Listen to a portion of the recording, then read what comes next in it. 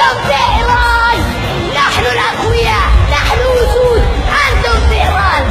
أنتم لستم إلا احتلال، أنتم دولة احتلال ظالمة فاسقة، لا يوجد في قلوبكم أي ذرة للرحمة، تقتلون الأطفال والنساء وكانوا يحملون صواريخ بالطبع، هكذا يا أخوي كان الأطفال والنساء يحملون صواريخ. أنت كاذب، أنت وكل جيشك، أنتم كاذبون، أنتم ليس في قلبكم ذرة واحدة من الرحمة، أنتم أيها الفسقة الظلمة، أنتم يا أبناء اليهودية، والله والله والله سنحرر فلسطين، والله سنسجد ركعات شكر لله، ولكن في المسجد الأقصى إن شاء الله سنحرر فلسطين، وسنطردكم وسندوس على آخر جثة صهيوني لعين في غزة بأرجلنا الشريفة، سندوس عليكم إن شاء الله.